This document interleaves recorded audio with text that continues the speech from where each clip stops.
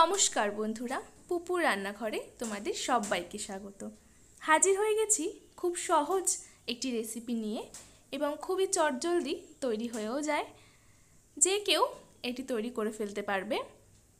হাঁসের ডিম বা পোলট্রির ডিম, যে কোনো ডিম দিয়েই কিন্তু এই রেসিপিটি তৈরি করা যেতে পারে। দুটো ডিম দিয়েই কিন্তু খুবই ভালো লাগে খেতে। তোমাদের যার যেটা পছন্দ সেই ডিম দিয়েই কিন্তু এই রেসিপিটি করে ফেলতে পারো। চলো তাহলে দেখে নেওয়া যাক আমার আজকের রেসিপি। খুব চটজলদি এবং খুবই সুস্বাদু ডিম ভাপা। দেখে নেওয়া যাক কি কি লাগছে ডিম ভাপা বানাতে। আমি এখানে পোলট্রির ডিম দিয়ে ডিম ভাপা বানাচ্ছি। প্রথমেই আমি ডিম সেদ্ধ করে নেব।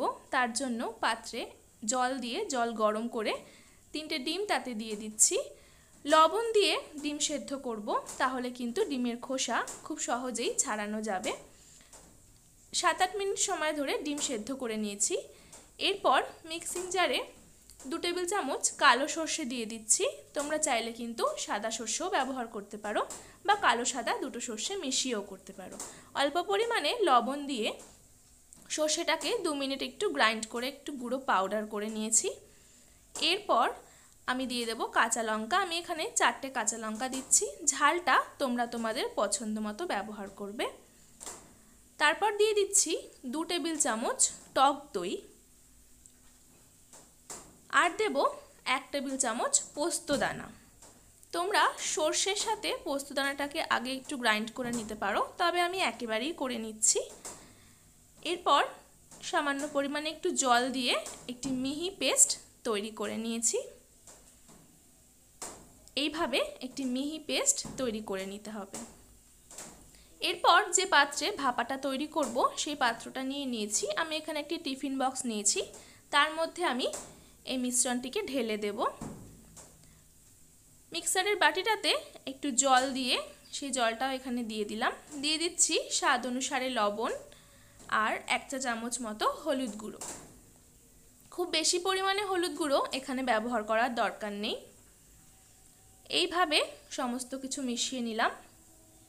এরপর যে সেদ্ধ করে রাখা ডিমগুলো ছাড়িয়ে নিয়েছি সেগুলো আমি এখানে দিয়ে ভালো করে এই মিশ্রণটার সাথে একটু মাখিয়ে দিচ্ছি।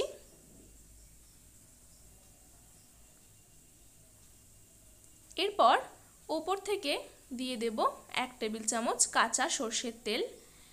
তোমরা তোমাদের স্বাদ অনুসারে সর্ষের তেলের পরিমাণটা কম বেশি করতে পারো, মানে 1 টেবিল চামচের জায়গায় 2 টেবিল চামচও ব্যবহার করতে পারো। ওপর থেকে 4টে চেরা কাঁচা লঙ্কা দিয়ে দিচ্ছি। তারপর টিফিন বক্সের ঢাকনাটা বন্ধ করে আমি গ্যাসে একটি পাত্রে জল গরম করে নিয়ে তাতে একটি স্ট্যান্ড দিয়ে দিচ্ছি। তার উপর টিফিন বক্সটা বসিয়ে দেব। জলটা যেন অবশ্যই টিফিন বক্সের নিচেই থাকে, সেটা আমাদের খেয়াল রাখতে হবে। এরপর ঢাকা দিয়ে গ্যাসের ফ্লেমটি লো করে 5 মিনিটের জন্য আমি এটাকে স্টিমে রাখব। গ্যাসের ফ্লেম কখনোই হাইতে রাখা যাবে না। এটা তোমরা মাইক্রোওভেনেও করতে পারো, সেক্ষেত্রে টিফিন বক্সের জায়গায় গ্লাস কন্টেনার নিতে হবে। টাইমিংটা কিন্তু একই থাকবে, 5 মিনিট, এর বেশি নয়। ফিরে এলাম 5 মিনিট পর। ঢাকাটা খুলে টিফিন বক্সটা আমি ঠান্ডা করে নেব। টিফিন বক্সটা ঠান্ডা করে নিয়েছি। তৈরি হয়ে গেছে আমাদের আজকের খুবই সুস্বাদু, খুবই চটজলদি ডিমের ভাপা। এটা কিন্তু গরম ভাতের সাথে খেতে খুবই ভালো লাগে। ডিম প্রেমী যারা রয়েছে অবশ্যই তারা এটা একবার ট্রাই করো।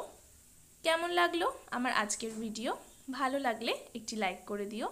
চ্যানেলটি সাবস্ক্রাইব করে পাশে থাকার অনুরোধ রইল।